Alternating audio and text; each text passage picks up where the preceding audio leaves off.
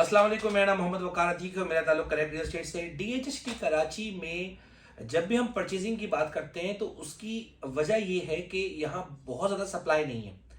500 गज के बहुत ज़्यादा अलॉटीज अब मार्केट में मौजूद नहीं है, 14 AB में नहीं है। जो मेजॉरिटी अलॉटी आज मौजूद है वो 125 गज की जो नई फाइल्स यहाँ पर अलॉट हुई हैं 2023 फरवरी में, वो आज कोई भी कंडीशन हो, जितनी भी बाइंग कर लो दोबारा फाइलें आ जाती हैं, तो वो अलॉटीज आज अवेलेबल हैं। हाँ, आगे चल के जब ये 90-95 लाख वाली फाइल 1 करोड़ 25-30 लाख तक जाएगी तो अक्सर लोगों की बाइंग उन रेटों में हुई हुई है, तो शायद वो माल दोबारा बिकने के लिए आए, शायद वहां सप्लाई आ जाए। लेकिन आज मुल्क के हालात जैसे भी हों, किसी भी तरह की बाइंग सेलिंग हो, सप्लाई मौजूद नहीं होती। आज आप मुझे बोले 4-5-6 प्लॉट चाहिए 500 गज में, तो अवेलेबिलिटी ऐसी मौजूद नहीं है।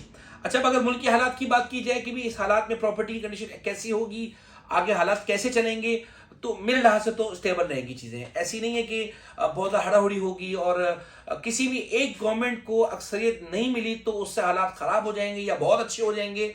हाँ, एक को मिलते बहुत अच्छे हो जाते, इसके लिए भी मेरे जहन में कन्फ्यूजन ये थी कि अगर पॉलिसीज अच्छी आई तो अच्छी होगी, क्योंकि नून लीग भी कभी भी प्रॉपर्टी के लिहाज से पॉजिटिव नहीं रही। स्टॉक मार्केट वालों के लिए पॉजिटिव थी, जो हमारे जिन्होंने इंडस्ट्री लगानी है उनके लिए पॉजिटिव थी, जो डेवलपमेंट करते हैं उनके लिए पॉजिटिव तो थी, लेकिन प्लॉट के लेन देन के लिए वो कभी पॉजिटिव नहीं रहे। तो पॉलिसी के ऊपर हम डिपेंडेंट थे। फिर भी अगर नून लीग इंडिविजुअली एक अक्सरियत ले लेती, तो अब PTI भी अक्सरियत अगर ले लेती, जो वाकई दिख रहा था, जो मेरी आपकी ख्वाहिश है, जो 30 अरब डॉलर भेजते हैं पाकिस्तान में, उनकी भी ख्वाहिश है, उनको बुराई नहीं, उन्होंने वोट दिया। तो अगर 150 सीटें हम जीत भी जाते तो जिनके साथ मिलके हमने या तो यानी कि एस्टेब्लिशमेंट, वो अभी आपके खिलाफ है। तो अगर जीत भी जाते तो भी कोई सर्टेनिटी मार्केट में नहीं होती, अनसर्टेन कंडीशन फिर भी होती, स्टेबिलिटी फिर भी नहीं आती। स्टेबिलिटी उसी वक्त आएगी कि ये भी खुश हो, वो भी खुश हो और मिलके हुकूमत बना सके, जैसे पहले हुआ करता था।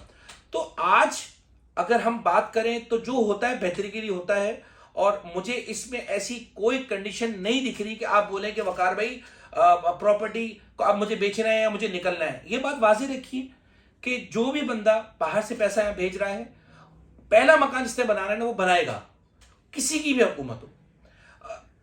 घर वालों को पैसा भेज रहा है, उसके लिए एजुकेशन के लिए भेज रहा है, सेहत के लिए भेज रहा है, वो अपनी कंडीशन ही भेजेगा।